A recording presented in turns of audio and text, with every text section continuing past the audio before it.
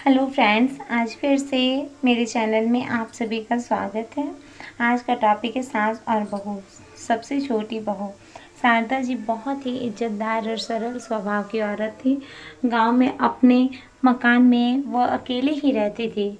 उनके बेटे बहू शहर में जाकर बस चुके थे, लेकिन उनका उस गांव में छोड़ने का मन नहीं करता था, इसीलिए वह वहां अकेली ही रहती थी। पति की मृत्यु के बाद सबने उन्हें बहुत समझाया कि वह बेटे बहू के साथ शहर चलकर रहें, लेकिन उन्होंने किसी की एक बात नहीं मानी, क्योंकि शारदा जी का शरीर अभी भी चल रहा था और गांव में इतने साल रहने के बाद एक अजीब सा रिश्ता जो बन गया था उस गांव से। वह रोज मंदिर जाती थी। रोजाना की तरह एक दिन वह मंदिर जाकर आ रही थी तो उनके संतुलन बिगड़ने की वजह से वह गिर गई। गांव वालों ने उन्हें उठाया, पानी पिलाया और समझाया कि अब इस उम्र में अकेले रहना ठीक नहीं है। शारदा जी के 3 बेटे थे और तीनों ही शहर में बसे हुए थे। उस रात शारदा जी पूरी रात करवटें बदलती रहती और उन्हें भी अब गांव वालों की बात समझ में आ गई थी। उन्होंने परिस्थिति को स्वीकारते हुए यह फैसला लिया कि वह अब शहर चली जाएगी और अपने गांव को छोड़ देगी और अपने बेटे बहू के साथ ही रहेगी। उन्होंने बच्चों को फ़ोन करने का मन बना ही लिया। शारदा जी ही की बड़ी बहू बहुत ही आज्ञाकारी थी। वो अपनी सास की एक भी बात नहीं टालती थी और उनका ही कहा हुआ बात मानती थी। लेकिन मंजली बहुत ही मस्तमौला थी। वह तो अपने ही ख्यालों में खोई रहती थी और तीसरी बहू स्वभाव से बहुत कड़वी थी। सबसे छोटी थी लेकिन बोलती थी बहुत कड़ा। शारदा जी धार्मिक प्रवृत्ति की थी और कभी भी कोई तीज त्योहार आता तो पहले से ही तीनों बहुओं को बता देती थी। बड़ी बहू और मंजली तो बहुत ही खुशी खुशी व्रत करती थी, लेकिन छोटी बहू कभी भी उनकी बात नहीं मानती थी और कहती थी, आप मुझे फोर्स मत किया करो। आप मुझे फोर्स करके व्रत रखवा के सारे त्यौहार का मजा किरकिरा ही कर देती हो। शारदा जी को वह एक आँख नहीं भाती थी।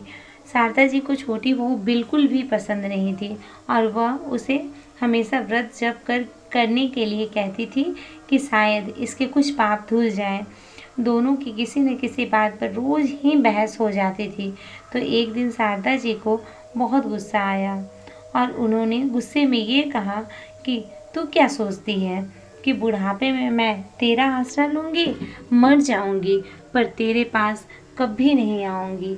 यही सब बातें याद करके शारदा जी ने बड़ी आस के साथ सबसे पहले फ़ोन अपनी बड़ी बहू को लगाया और फिर बोली कि मैं गिर गई हूँ बहू, और आजकल ऐसा कई बार हो गया है, तो मैं सोच रही हूँ कि तुम्हारे पास ही आ जाऊँ। बड़ी बहू ने सुनते ही कहा, अभी नहीं, अभी नवरात्रे चल रहे हैं माँ जी, और मैं नवरात्रे में नंगे पाँव रहती हूँ और किसी का छुआ भी नहीं खाती हूँ। तो आप कुछ ही दिन बाद मेरे घर आने का सोचिएगा। फिर शारदा जी ने अपनी मंजली बहू को फ़ोन लगाया तो मंजली बहू भी बहुत ही बिजी थी। उसने भी कोई न कोई बहाना बनाकर टाल दिया। जब बड़ी और मंजली बहू ने ऐसा जवाब दे ही दिया तो फिर छोटी बहू से क्या उम्मीद लगानी थी कि वो तो पहले ही स्वभाव की बहुत कड़क थी। ऐसा सोच शारदा जी ने अपने आने वाले कठिन समय की कल्पना कर ही रही थी। वो सोच रही थी कि जब छोटी बहू, बड़ी बहू और मंजली बहू ने इतना करने के बावजूद कोई उम्मीद नहीं रहा तो छोटी बहू क्या कर सकती है। तो अचानक से फ़ोन की घंटी बजी। फ़ोन उठाते ही शारदा जी समझ गई कि छोटी बहू है, क्योंकि दोनों बहुएं ने तो कुछ बहाना बना के आने से रोक दिया था। छोटी बहू ने फ़ोन उठाते ही बोलना शुरू किया, गिर गए हैं ना? आपने तो बताया नहीं, लेकिन मैंने भी कई जासूस छोड़ रखे हैं आपके पीछे। आप आज आपके पोते को भेज रही हूँ लेने के लिए, आ जाना, ज़्यादा नखरे मत दिखाना। शारदा जी छोटी बहू की बातें सुनकर हैरान थी और बोली, क्या तुझे मेरी कई बातें नहीं याद है? तो भूल गई कि मैं तुझे कहा था कि मैं मर जाऊंगी पर तेरे पास नहीं आऊंगी।